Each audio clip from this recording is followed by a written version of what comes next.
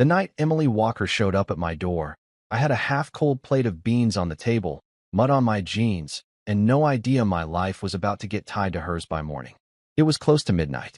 Rain was coming down hard enough to rattle the kitchen windows, and the wind kept pushing against the old farmhouse like it wanted inside. I had just come in from checking a calf that had been acting off all evening. My boots were still by the back door, leaving a dirty puddle on the floor I had not bothered to wipe yet. Then somebody started pounding on the front door. Not knocking, pounding. I froze with my fork in my hand. Nobody came out to my place that late unless something had gone wrong. Around here, late-night visitors usually meant a loose cow, a truck in a ditch, or bad news. When I opened the door, Emily Walker was standing on my porch. For a second, I almost did not recognize her. Her hair was soaked flat against her cheeks, her jacket was dripping rainwater onto the boards, and both hands were wrapped around a brown folder like it was the only thing keeping her upright. "Jake," she said, and her voice cracked on my name. I looked past her into the dark. "You drive here?" She shook her head. I walked from the road. Grant took my keys.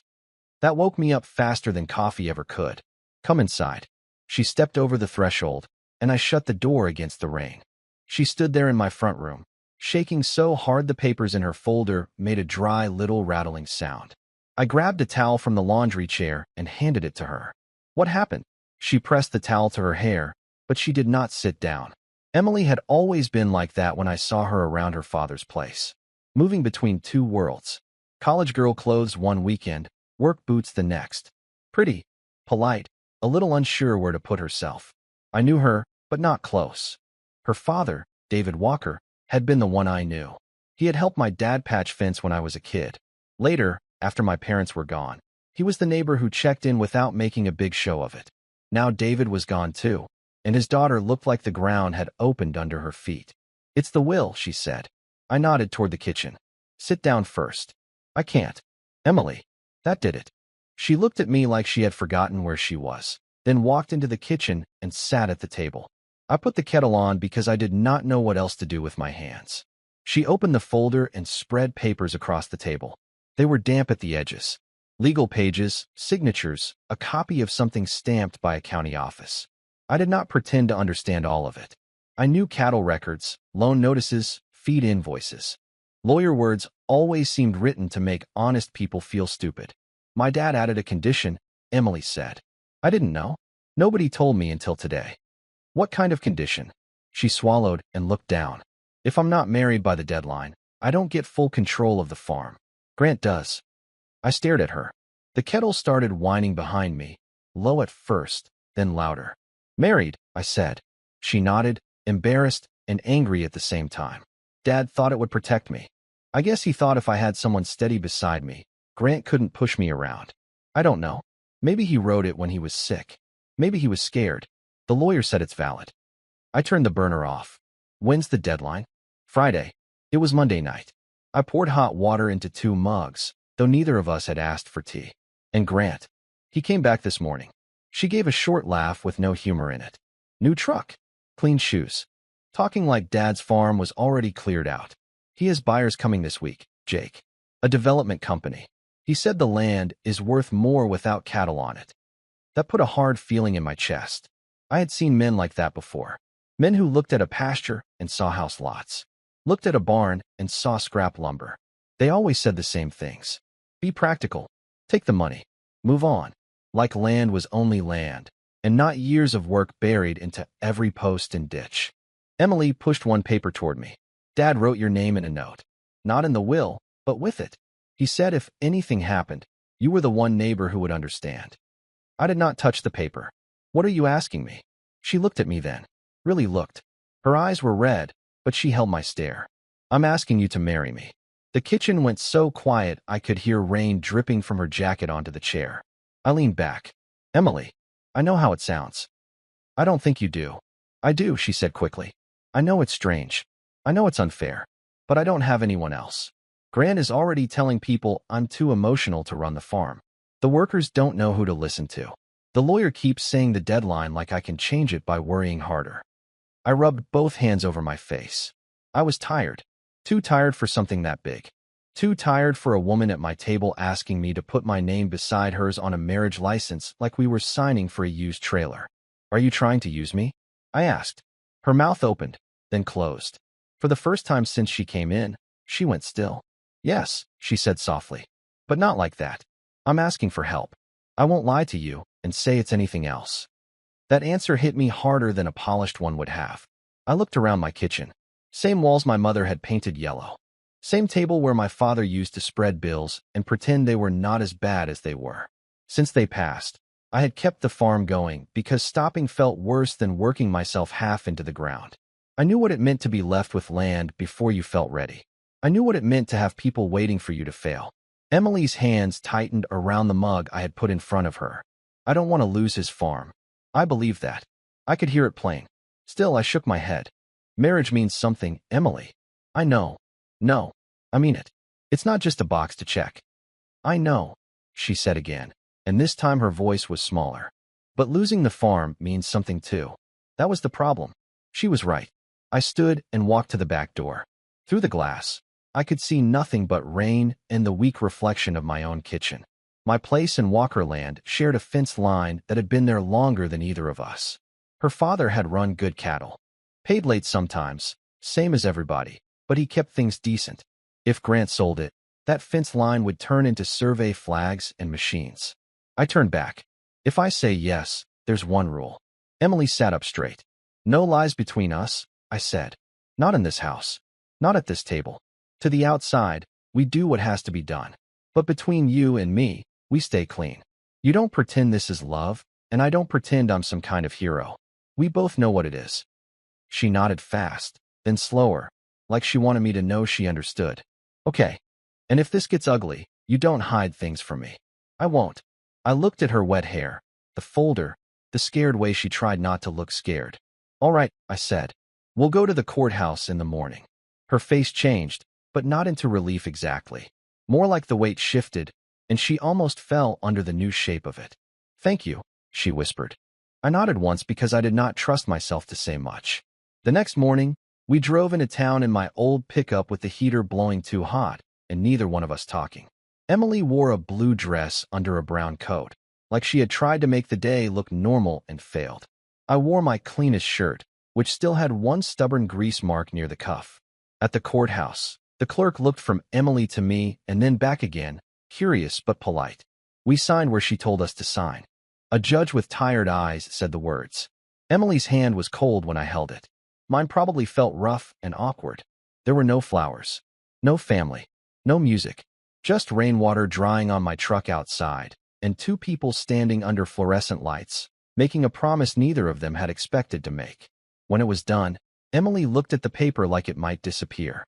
I looked at her and said, "Now we keep your farm standing." She nodded, but her eyes were on me, not the paper. And that was the first moment I understood this was not going to stay simple. Emily moved into my farmhouse that afternoon with 2 bags, 1 raincoat, and a cardboard box full of papers she did not trust Grant to leave alone. I gave her the spare room at the end of the hall. It had my mother's old quilt folded on the bed and a dresser that stuck if you pulled the top drawer too hard. Emily stood in the doorway with her bags still in her hands, looking like she was waiting for me to say something normal. I had nothing normal. Bathrooms across the hall, I said. Closet door squeaks. I'll oil it later. She nodded. Thank you. You don't have to thank me every time I point at furniture. That almost made her smile, but not quite. The first few days felt like we were both walking around a skittish horse. We drank coffee at the same table, but neither of us knew where to look. She kept asking if she could use things in the kitchen, like the mugs, or the stove, or the salt. I kept telling her she lived there now, then feeling strange every time I said it. At night, she went to the spare room and shut the door softly. I went to mine and lay awake longer than usual, listening to the old house make its small noises. Pipes ticking, wind in the eaves. Once, I heard her step into the hallway, pause near the kitchen, then go back again. I did not ask. By Wednesday, the whole county knew. That was how small towns worked. You could buy fence staples at 8 in the morning, and by noon somebody's aunt would know what brand you picked. At the feed store, Marlene behind the counter looked at Emily's ring, then at me. She did not say anything rude. She just raised one eyebrow. Well, she said, that happened quick. Emily went red. I set a bag of mineral blocks on the counter. Need 2 more of those. Marlene looked at me like that was not the answer she wanted, but she rang them up anyway. Congratulations, I suppose. Thank you, Emily said quietly. Outside, while I loaded the truck, Emily stood beside the passenger door with her arms folded. Everybody thinks I'm ridiculous. No, I said. Everybody's curious. Different thing. It feels the same. It isn't. She looked across the parking lot toward a couple of men who had stopped talking when we walked out.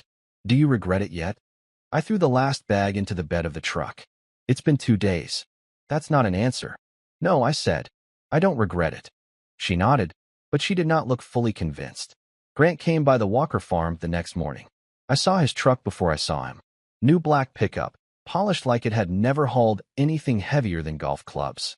He was standing near the main barn in a dark coat and clean boots, talking to 2 of the hired men like he owned their ears already. Emily stiffened beside me. Keep walking, I said. She did, but I could see her fingers tightening around the clipboard she carried. Grant turned when we came up. He had the kind of smile men use when they want everyone else to know they are not worried. Well, he said, here they are, the happy couple. Emily lifted her chin. Why are you here? This is still my father's property. It's my responsibility now. Grant laughed once.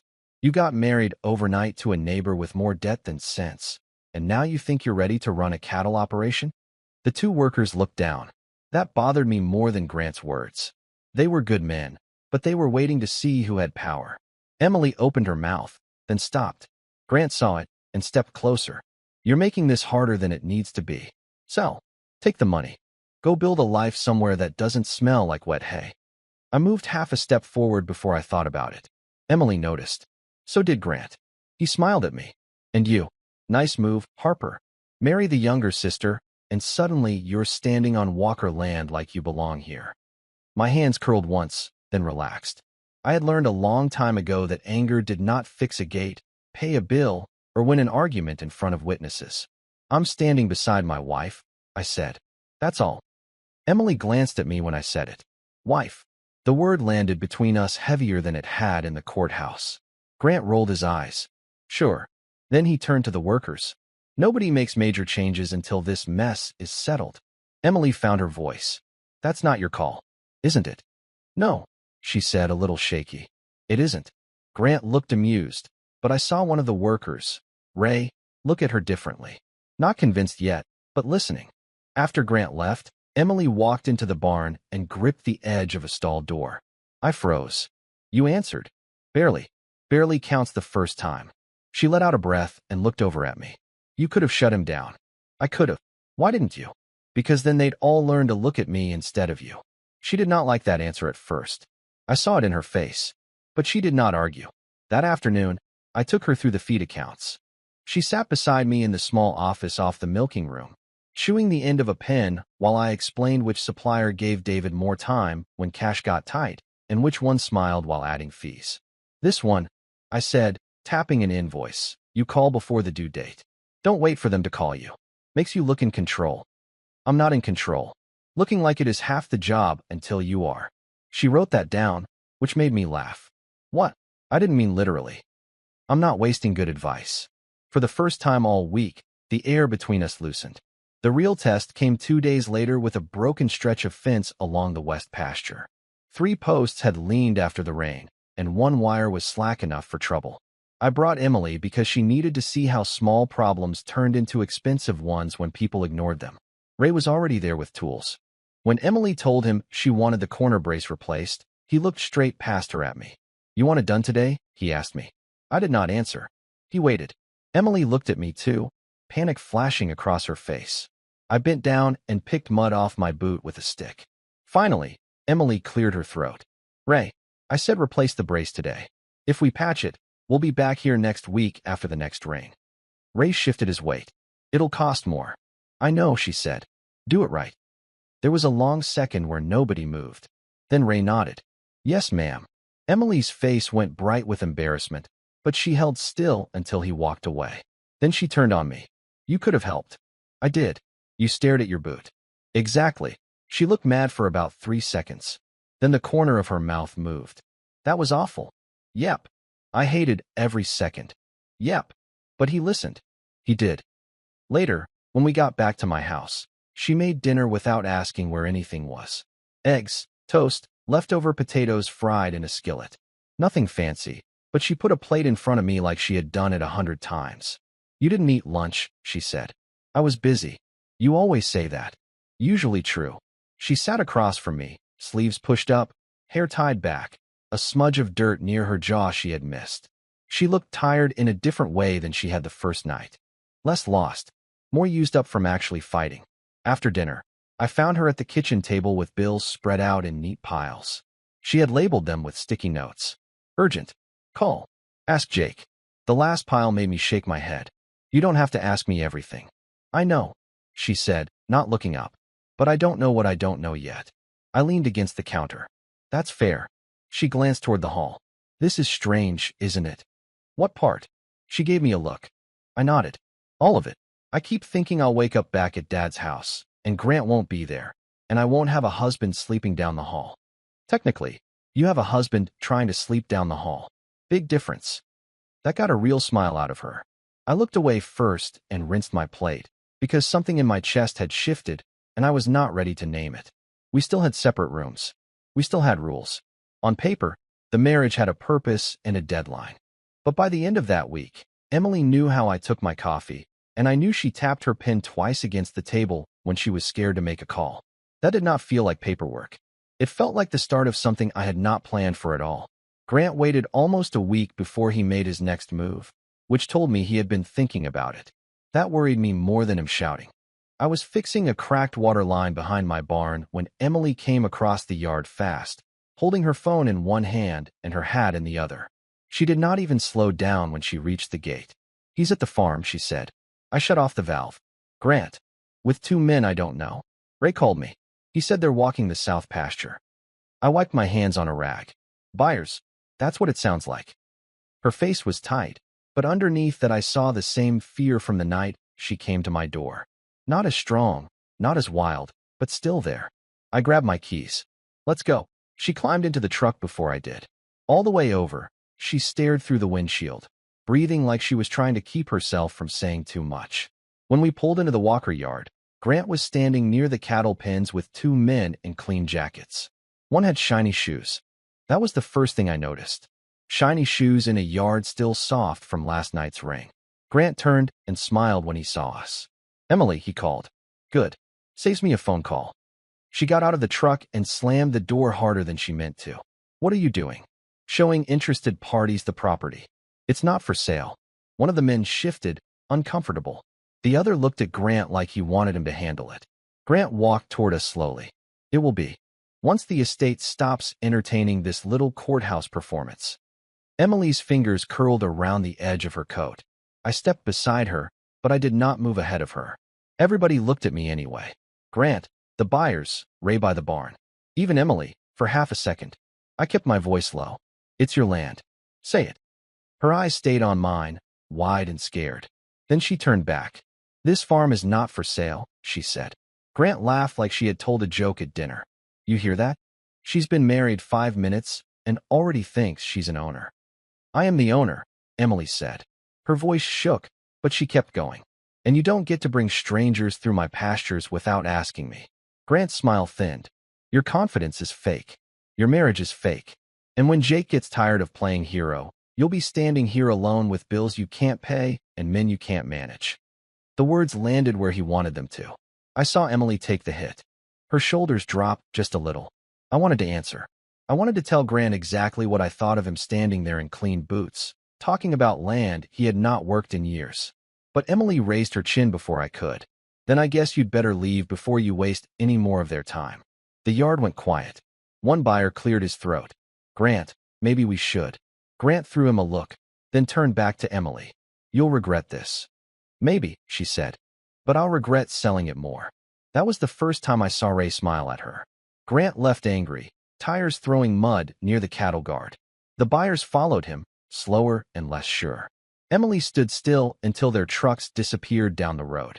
Then she walked straight into the barn. I found her in the tack room, one hand pressed against the wall. I thought I was going to be sick, she said. But you weren't. That's your comfort? It's the truth. She let out a weak laugh and covered her face with both hands.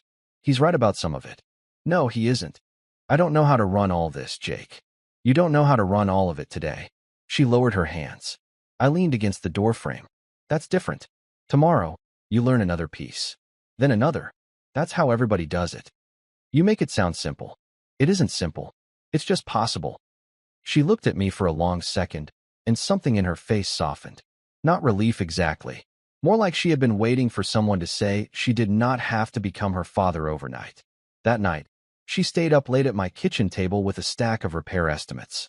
I came in from checking the north pasture and found a plate covered with foil waiting near the stove. You made dinner? I asked. Barely. Don't get impressed. I lifted the foil. Too late. She rolled her eyes, but I saw the smile she tried to hide. Things changed after that, not loudly. She stopped asking me before every phone call. She started calling suppliers herself. She messed up once and agreed to a delivery date that did not work, then called back and fixed it without telling me until later.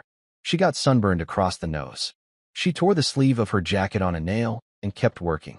One morning, Ray asked her a question before he asked me. She acted calm about it, but in the truck afterward she whispered, "Did you hear that?" I heard.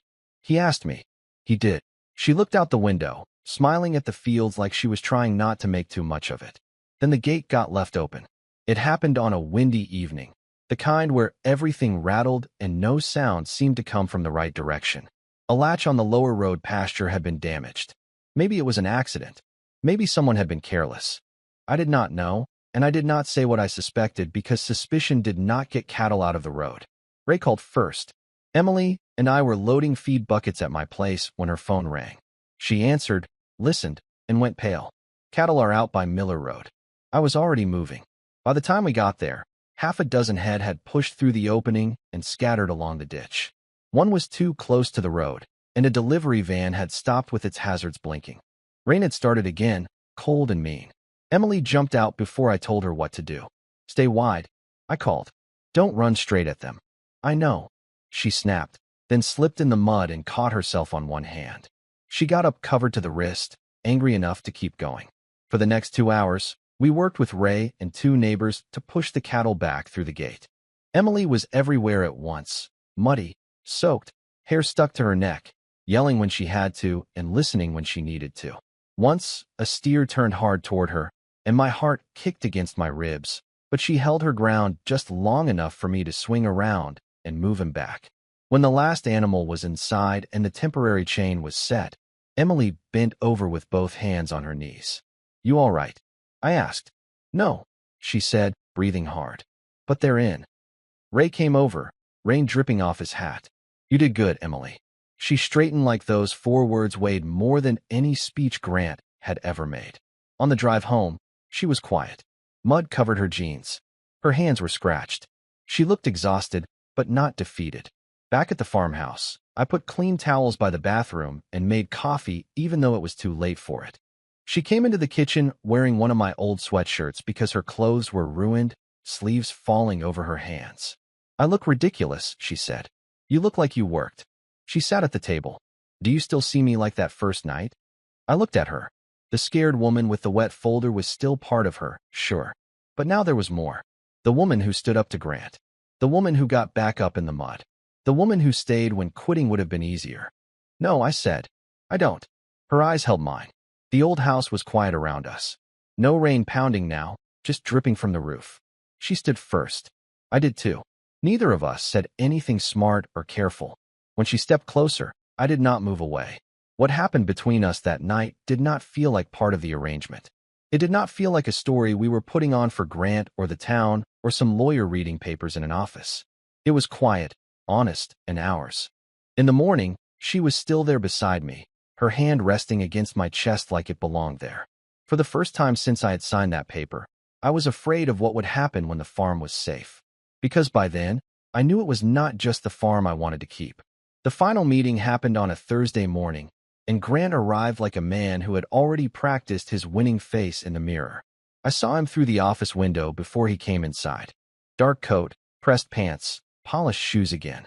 He parked beside my truck and looked at it with the same expression he used for bad weather, old barns, and people who worked with their hands. Emily stood beside me in the hall, holding a folder twice as thick as the one she had carried to my house that first night. You ready? I asked. No, she said.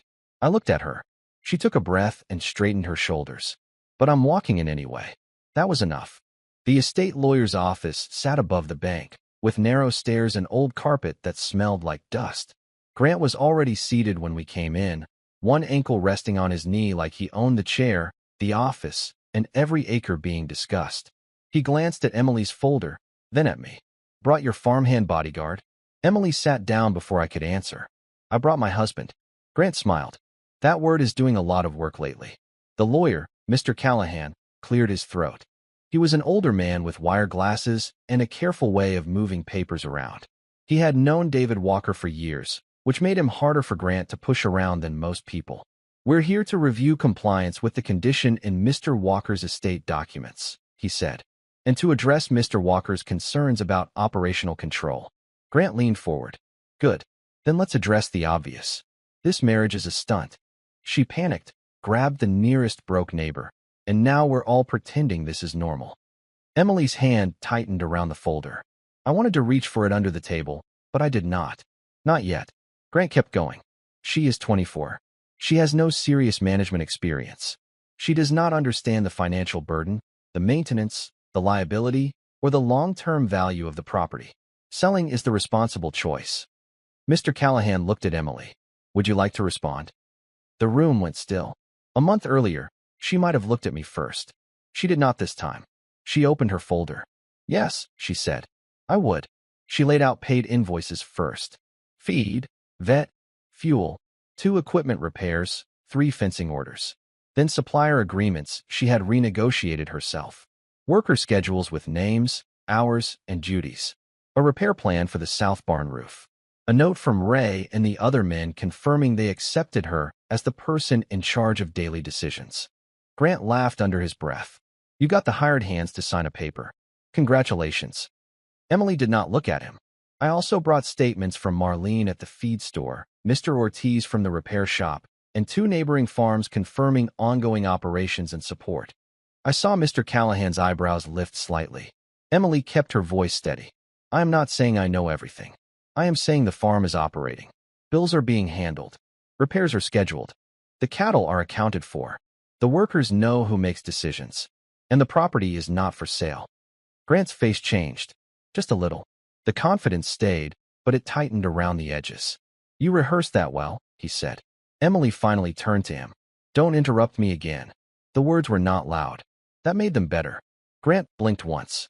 I looked down at the table because I nearly smiled, and it was not the time. Mr. Callahan reviewed the papers slowly. Grant grew more irritated with every page. He shifted in his chair, checked his watch, then stopped pretending to be patient. This is insane, he said. Dad never meant for her to trap the land in some fantasy. He knew she needed guidance. That's why he wrote the condition. No, Emily said. He knew you'd sell the second you could. Grant pointed at me. And what about him? You think he's here out of kindness? Jake Harper has been one bad season away from losing his own place for years. You expect me to believe he married you out of loyalty? I felt Emily look at me then. So did the lawyer. I sat forward. I don't need Emily's farm. I've already got one I can barely keep standing. Grant smirked. That's my point. No, I said. Your point is that everything has a price. Mine doesn't. The room went quiet. I looked at Mr. Callahan, then at Emily. I married her because David Walker was right about one thing. She needed someone beside her while she learned how to stand here without everybody pushing her over. Emily's eyes softened, but I kept going because Grant needed to hear the rest. But she's standing now. You can dress it up however you want, Grant. Responsible choice, land value, future planning. You don't want the farm because it's a burden to you. She wants it because it was home before it was worth money. Grant's jaw worked, but no words came out right away. Mr. Callahan stacked the papers neatly and removed his glasses. The marriage license satisfies the stated condition, he said. And based on the provided records, Mrs. Harper has demonstrated active operational control. The estate will proceed with Emily Harper retaining control of the Walker farm. For a second, nobody moved. Emily closed her eyes. Just once. Then she opened them and nodded like she was accepting work, not a prize. Grant stood so fast his chair scraped the floor. You'll regret this. Both of you. Emily looked up at him. Maybe, but it'll be my regret. He stared at her, waiting for her to shrink. She did not. Then he grabbed his coat and walked out. Through the window, I watched him cross the lot, his clean shoes stepping around puddles like the ground itself offended him. He got in his truck and left without looking back. Emily did not chase him. She did not cry. She just sat there with her hands flat on the folder, breathing slowly. Outside, the air felt different. Cold, but open. We walked down the stairs and out beside the trucks. The town was moving around us like nothing had happened. A delivery man carried boxes into the pharmacy. A woman crossed the street with a paper bag of groceries. Somewhere down the block, a dog barked. Emily stood by my passenger door and looked at the ring on her hand. The farm's safe, she said. Looks that way. She nodded, still looking down. So you don't have to do this anymore. I knew what she meant, but I waited. She lifted her eyes to mine. You helped me, more than I had any right to ask. But the promise was made under pressure. If you want out, I won't hold you to it. For a moment, all I heard was traffic on the wet street and the low hum of the bank sign above us. A month ago, I would have known what to say. I would have said we made a deal, and the deal was done. I would have gone back to my house, my quiet kitchen, my cold dinners, my fences, my bills, my life exactly as it had been. But I thought about Emily at my table with sticky notes all over the bills. Emily in my old sweatshirt after the cattle got loose. Emily telling Grant not to interrupt her. Emily learning the weight of the land and choosing to carry it anyway. I didn't stay because of the paper, I said. Her mouth parted slightly. And I'm not leaving because the paper did its job. She looked at me like she wanted to believe it, but was afraid to grab too fast. So I made it plain. I thought I was helping you save your home, I said. I didn't realize I was finding mine. Her eyes filled, but she smiled at the same time. Then she reached for my hand. We drove back without saying much. We did not need to. When we reached the fence line between my place and hers, the evening sun had broken through the clouds, laying gold across the wet pasture. The two farms sat side by side, worn and imperfect, and still standing. Emily stepped up beside me, not behind me. Her hand stayed in mine. And for the first time in years, when I looked across that land, I did not feel alone.